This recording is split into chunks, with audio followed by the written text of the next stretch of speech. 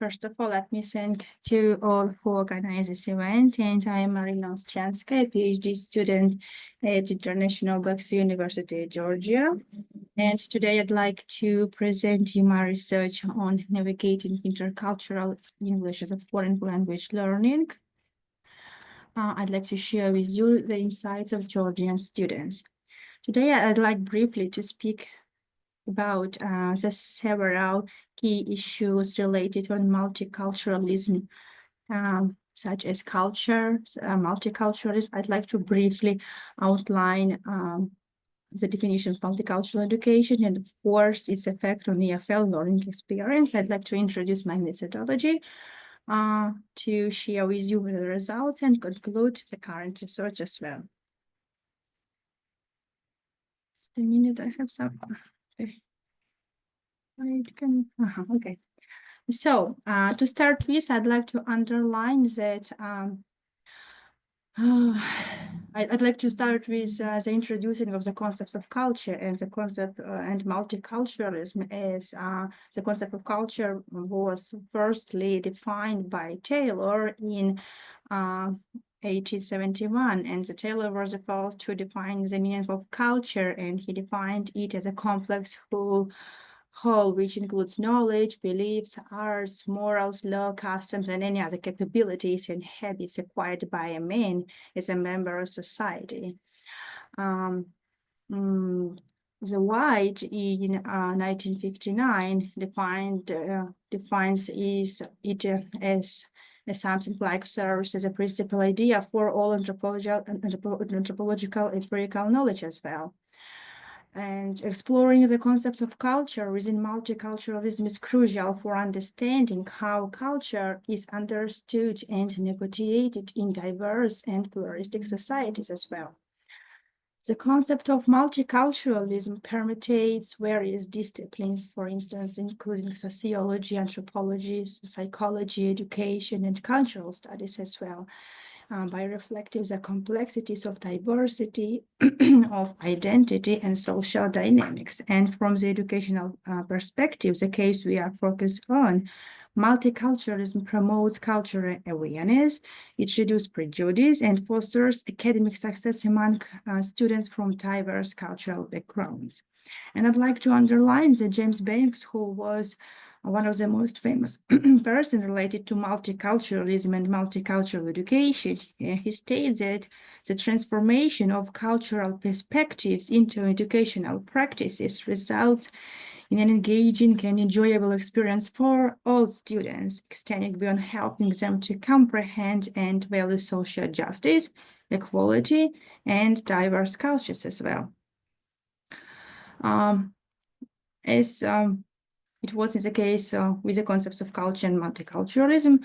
The definition of multicultural education was given by many scientists as well, and one of the first of definitions was given by Fraser in 1977.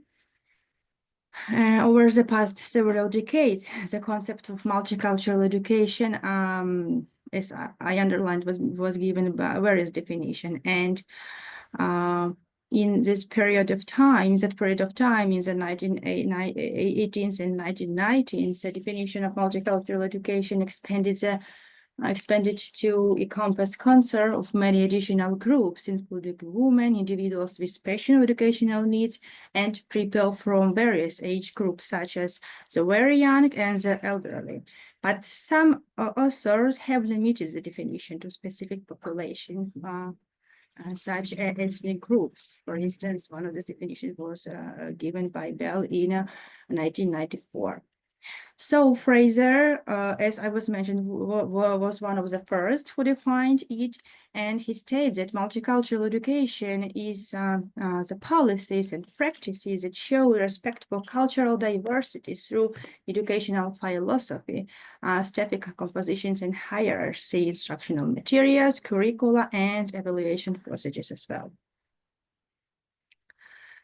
And the leading person, as I mentioned earlier, James Banks, described multicultural education as an emerging discipline with a significant aim of creating equal educational opportunities for students from diverse racial, ethnic, social class, and cultural backgrounds as well. Naturally, multiculturalism can affect learning experiences positively and negatively as well. As for the strengths of multicultural EFL learning, we can say that multicultural language learning enhances cultural awareness of students. It increases motivation. It provides students with opportunity to learn the language through authentic experiences, and of course, it positively impacts students' engagement. But simultaneously, it can cause cultural conflicts and misunderstandings, and unfortunately, sometimes occur some obstacles while conducting the teaching. So teachers frequently face some challenges because unfortunately, they have a lack of sufficient level of specific knowledge on how to effectively conduct the lesson. Now I'd like to move directly to the methodology of the current research. So both quantitative and qualitative approach were applied. For the quantitative part, we applied questionnaire via Google Forms, including 5-point Likert scale questions, which was analyzed with SPS-based statistic. And for the qualitative findings, for the qualitative part, we utilize interviews, and our interviews were analyzed through thematic analysis.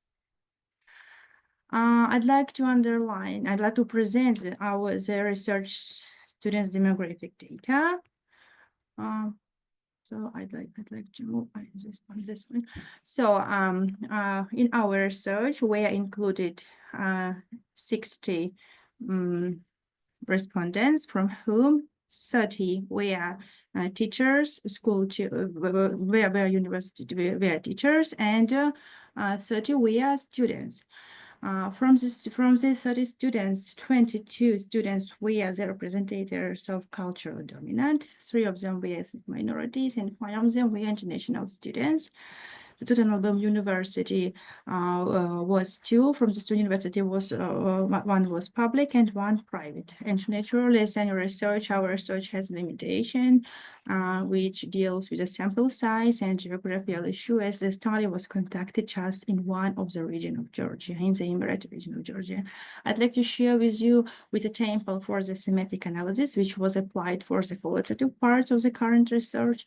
And now I'd like to move directly to the research findings. So the first research question was given to students to share their thoughts on multicultural society.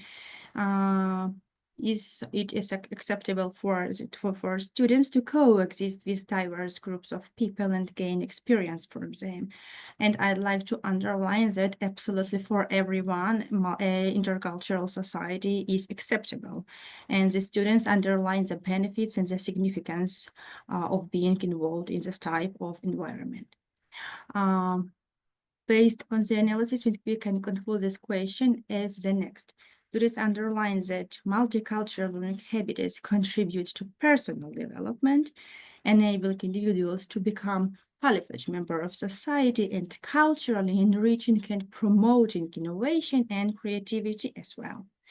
The next research question was to share the perspectives as being involved in a diverse learning environment method for successful EFL learning, and I'd like to outline that all respondents emphasize the importance of being involved in intercultural learning environment for achieving adequate EFL mastery, because it contributes to enhancing speaking skills, broadening cultural experiences, and improving communication styles. The students, of course, underline that intercultural environments represented by alternative dialects and accents, which facilitates the acquisition of language mastery. Students emphasize that they practice their language skills in authentic environments and then gain the experience from their peers in cultural diverse learning environments while enhancing their speaking skills, building confidence, and increasing the fluency. The third research question was to explain how communication in a multicultural environment impacts and students underline that communication in a multicultural environment has primarily a positive effect on EFL learning experience. And students underline that this intercultural environment influences the development of communication skills, of listening skills, of speaking skills.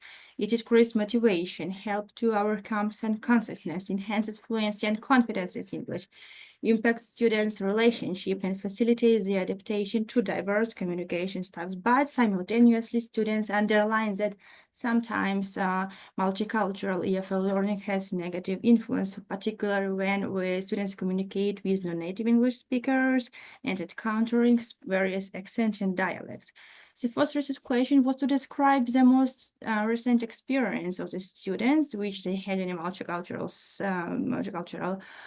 settings.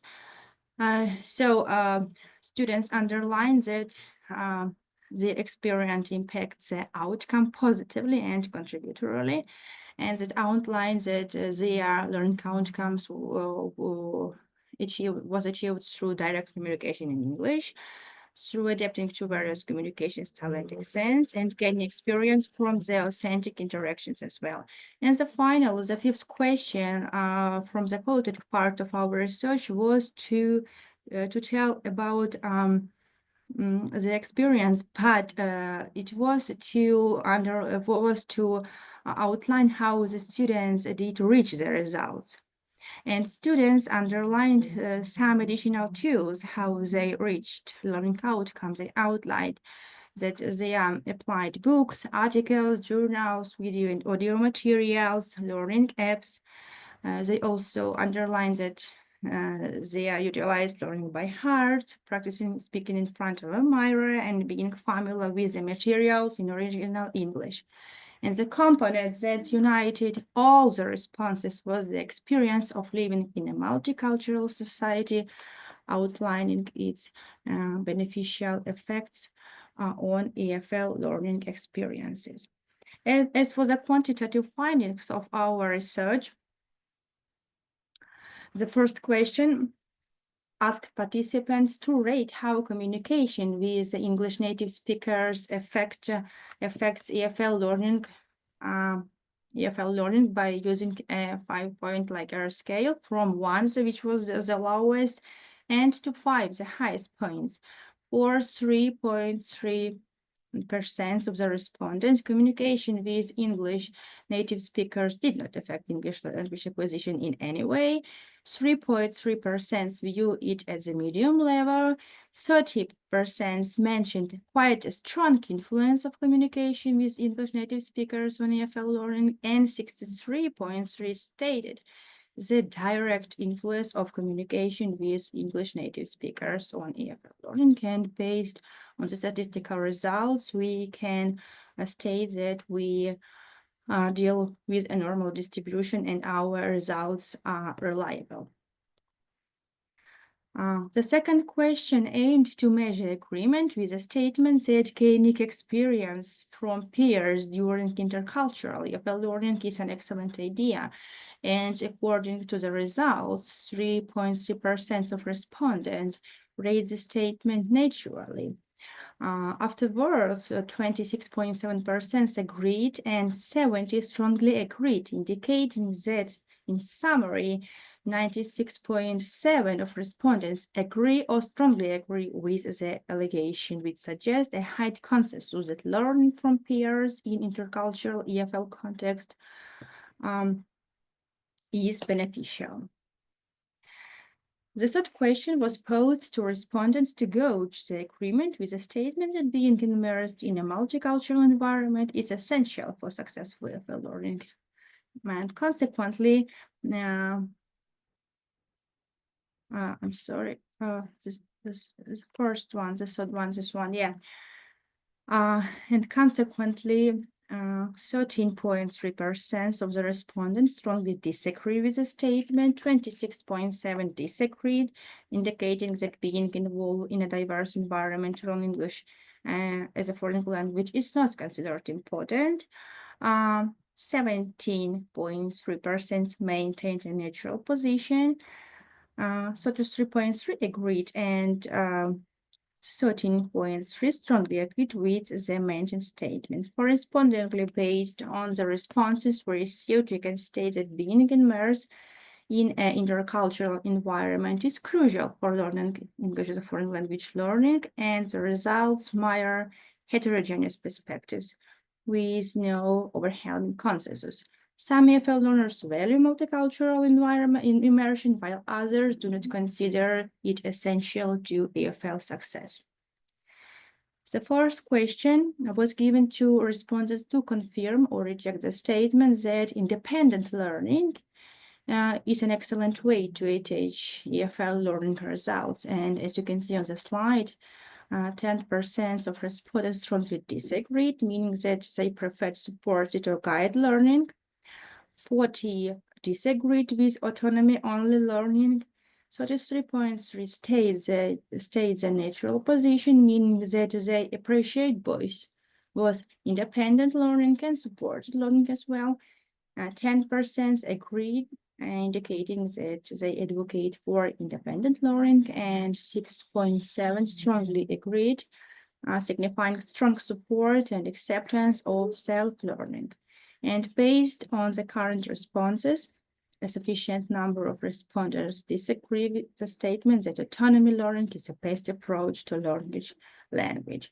As 10% strongly disagreed and 40% disagreed, we can infer that the majority recognize the significance of guidance or external support, and based on the statistical results, we deal with normal distribution, and our results are reliable. And the last fifth question was asked based on respondents' perception of a multicultural society and its impact on EFL learning.